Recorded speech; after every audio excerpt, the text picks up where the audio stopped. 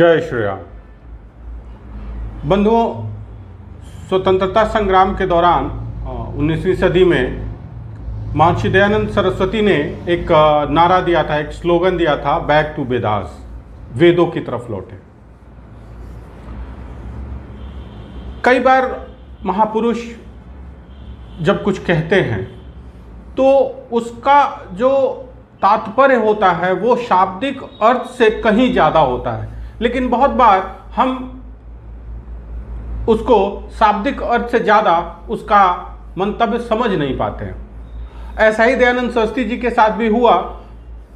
Back to Vedas कहने से उनका तात्पर्य ऐसा नहीं था कि हम वेद पढ़ना शुरू कर दें और सब लोग वेद, क्योंकि वेद इतने आसान नहीं है कि हर व्यक्ति उसको समझ जाएगा और हर व्यक्ति पढ़ लेगा। तो वास्तव में वो कहना क्या चाहते थे? महर्षि का जो कहना था, उनका जो तात्पर्य था वो ये था कि हम अपने बेसिक्स को समझें। हमारी जो संस्कृति है, सभ्यता है, परंपराएं हैं, मूलभूत उसका जो एक कहते हैं कि जो बैकग्राउंड है या हम कहें कि जो आधार है उसको समझें। तो कहीं ना कहीं उनका तात्पर्य ये था कि हमें अपनी परंपराओं को उनके जड़ से समझने की आवश्यकता है। बहुत सारे लोगों ने इसको ठीक से समझा, कुछ लोगों ने अन्यथा लिया और उनके इस शब्द को या इस स्लोगन को पकड़ के रखा और बाकियों से बैर करने लगे, या एक मतभेद उत्पन्न हो गया कि भाई यही एक सही है बाकी गलत है। तो इस तरह का भ्रम उत्पन्न हो जाता है। हम अपनी परंपरा, संस्कृति और सभ्यता की बात करें तो उद्घोष की भी एक मर्यादा है। हम कभी भी कोई भी उद्घोष नहीं करते। उसका एक महत्व तभी हम होगा या उसकी मर्यादा हम तभी रख पाएंगे जब एक किसी रीति नीति का पालन करें। हम बात कर रहे हैं अभी 2 दिन पहले एक इंजीनियरिंग कॉलेज में बच्चों के सांस्कृतिक कार्यक्रम के दौरान जो जय श्री राम का उद्घोष हुआ। वास्तव में अगर हम बच्चों के पक्ष पे देखें तो इसको हम अनुशासनहीनता कह सकते हैं, और सही बात यह है कि लेकिन जो बच्चा मंच पे था उसने बाकी बच्चों का केवल उत्तर दिया था, तो उसके पार्ट पे तो हम बहुत नहीं कहेंगे, लेकिन हाँ, अनुशासनहीनता तो हुई। और ये अनुशासनहीनता जो हुई उसके लिए जिम्मेदार कौन है? भाई उसके लिए जिम्मेदार बच्चे ही केवल नहीं है।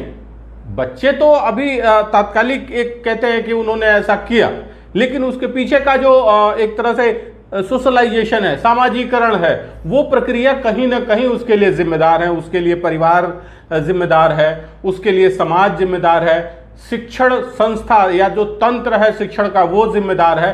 तो केवल बच्चों पे अगर हम कहें कि केवल बच्चे ही जिम्मेदार हैं तो ये कहना उनके साथ अन्याय करने जैसा होगा। कहीं ना कहीं तंत्र भी उसके लिए जिम्मेदार है, क्योंकि हम बच्चों को उद्घोष की मर्यादा समझा नहीं पाए, सिखा नहीं पाए। तो कहने का तात्पर्य है कि भाई बच्चों को तो ये बताने की जरूरत है कि ये उद्घोष लगाना, अभी उद्घोष फिलिस्तीन में लगा रहे हैं लोग ना, भाई ये हम किसी को, भाई एक मान लीजिए एक पशु है, उसका व्यवहार पाशविक है, वो जो करेगा हम उसी भाषा में या उसी रूप में उसका प्रत्युत्तर नहीं दे सकते, क्योंकि हम मनुष्य हैं। हम रिएक्ट नहीं कर सकते, हमको रेस्पॉन्ड करना है।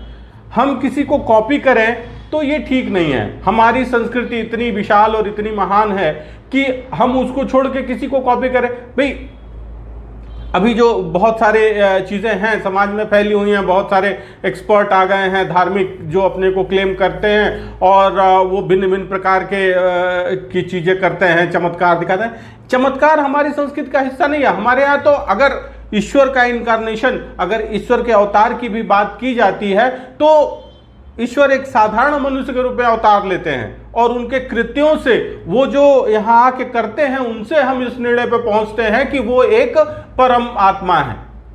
वो कहते थोड़े हैं कि हम परम आत्मा हैं।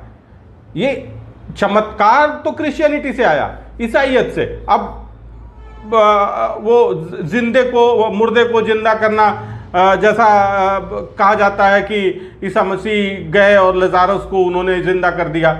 उस पूरे घटनाक्रम में केवल इतना ही दिखा कि गुफा के बाहर से इन्होंने आवाज लगाई लजारस और वो जिंदा होकर बाहर आ गया। उसका पूरे जीवन में उसका बस इतना ही एक तरह से रोल कहा जाए, इस पूरे जो पूरा जो नाटक था उसमें रोल उसका इतना ही था कि वो जिंदा होकर बाहर आ गया। ऐसा कैसे हो सकता है कि एक व्यक्ति जो मृत्यु को प्राप्त हो चुका हो वापस जिंदा आए और फिर वैसे ही साधारण जीवन जी के मर जाए?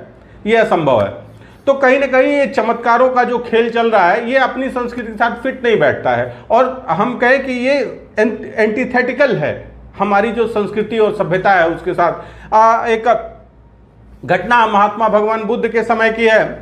कहते हैं कि एक गांव में बुद्ध पहुंचे हुए थे और उस गांव में एक विधवा स्त्री रहती थी। उसका एक ही बच्चा था जिसको सर्प ने काट लिया और वो बच्चा मृत्यु को प्राप्त हो गया।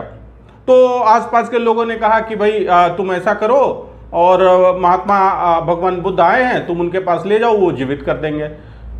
महिला गई और महात्मा से अनुनय विनय किया। भगवान बुद्ध ने उससे कहा चलो ठीक है, हम तुम्हें हम आश्वस्त करते हैं कि हम तुम्हारे बच्चे को जीवित कर देंगे, लेकिन सबसे पहले एक तुम ये काम करो कि गांव में जाओ और किसी ऐसे परिवार से जिसके घर में कोई मृत्यु ना हुई हो वहां से एक मुट्ठी तिल लेके आओ। वो महिला पूरा दिन घूमती रही, इस दरवाजे उस दरवाजे। लोगों ने कहा कि माई तुम जितना कहो उतना तिल देने के लिए तैयार हैं, लेकिन ये दूसरी वाली जो कंडीशन है वो हम फुलफिल नहीं करते हैं। दिन भर वो भटकती रही, शाम को बुद्ध के पास आई। महिला दिन भर भटकने के बाद वो खुद ही समझ गई थी कि बुद्ध क्या कहना चाहते हैं। बुद्ध ने कहा कि देखो, जीवन अगर आया, कोई व्यक्ति जीवन पाया है तो उसकी मृत्यु भी होगी और उसको टाला नहीं जा सकता है।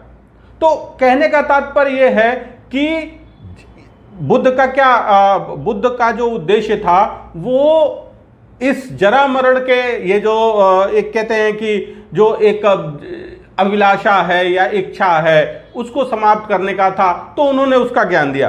खैर, ये एक जो अपनी परंपरा, जो सनातन संस्कृति और धर्म की परंपरा है, वो ये है कि हम किसी को जीवित नहीं करना, बल्कि जीने मरने का जो एक भय है उससे मुक्त करना।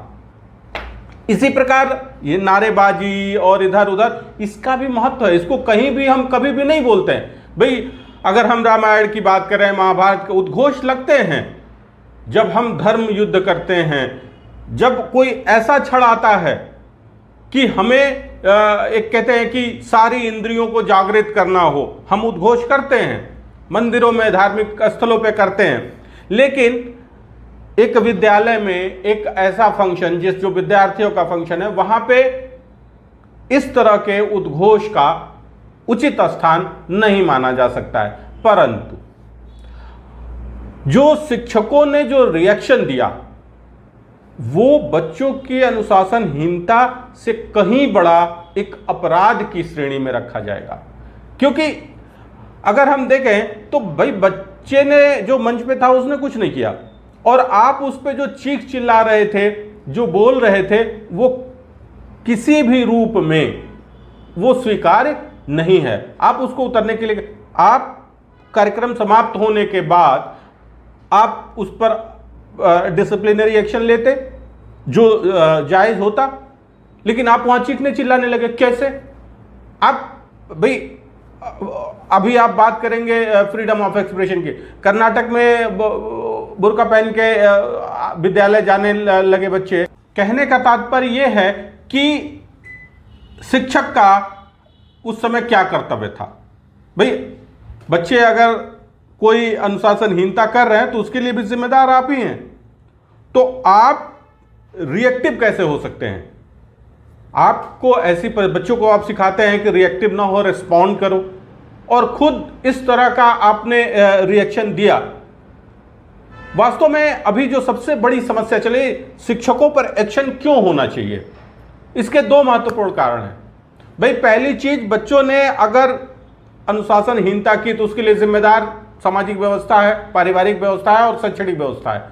उस व्यवस्था का आप भी हिस्सा है। आपने बच्चों को ये नियम नहीं समझाए, रीति नीति नहीं समझाई।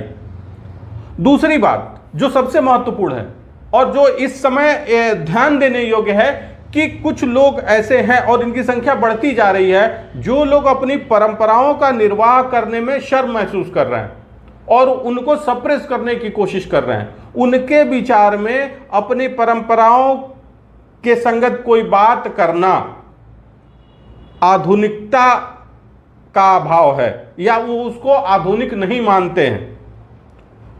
उनको शर्म महसूस होती है, उनको लगता है कि वो कम लर्नेड हैं, कम पढ़े लिखे हैं। तो ऐसे लोगों को दंडित करना इस समय परम आवश्यक है, क्योंकि ये लोग वास्तव में जो एक प्रयास चल रहा है अपनी परंपराओं को विकसित करने का या आधुनिक बनाने का, स्वयं को आधुनिक करने का, उसके रास्ते में सबसे बड़े ऑब्स्टेकल यही लोग हैं, क्योंकि ये उन परंपराओं का जो आधुनिकीकरण है उस प्रक्रिया को कहीं डिरेल करने का प्रयास कर रहे हैं। वो इस चीज को हतोत्साहित कर रहे हैं कि हम अपनी संस्कृति को सुपीरियर माने, समझें। तो कहीं ना कहीं ये जो जेनोसेंट्रिक मेंटेलिटी के लोग हैं, इनको दंडित करने की आवश्यकता है और विद्यालय प्रशासन को चाहिए कि यथाशीघ्र उनको दंडित करें। और आज नहीं करते हैं तो इसके लिए समाज को भी आगे आना चाहिए और बच्चों के साथ मिलके विद्यालय प्रशासन पे, सरकार पे इस तरह का दबाव बनाया जाना चाहिए कि वो ऐसे तत्वों को दंडित करें। वास्तव में ये असामाजिक तत्व हैं, समाज की जो मर्यादा है उसको भंग कर रहे हैं। आप अनुशासनहीनता के लिए बच्चों के अगेंस्ट एक्शन ले सकते हैं, लेकिन आप परंपराओं के अगेंस्ट ऐसे, भाई उनका जो रिएक्शन था एकदम फ्रस्ट्रेशन से भर के कि कौन सा बड़ा अपराध हो गया है, तो इतना बड़ा रिएक्शन जो उन्होंने दिया, ये कहीं ना कहीं उनकी कुंठित मानसिकता का परिचायक है। आज के लिए इतना ही। आप सभी से आग्रह है कि इस पे चिंतन अवश्य करें। धन्यवाद।